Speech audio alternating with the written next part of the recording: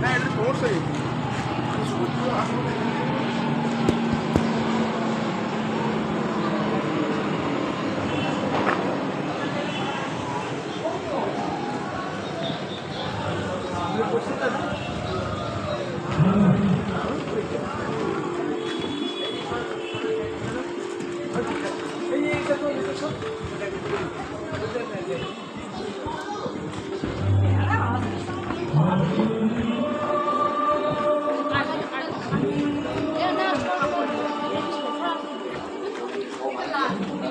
দৃষ্টিকোণ যার যা দৃষ্টি থেকে সে দেখে।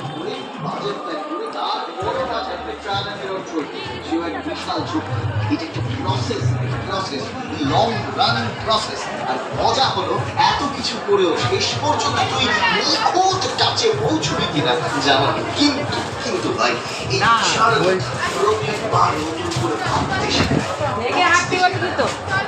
তাই তো বলি কপালি, স্বতন্ত্র চিন্তা করা প্র্যাকটিস করো, চিন্তার স্বাধীনতা নিয়ে। বুঝেছো? চলি ভাই।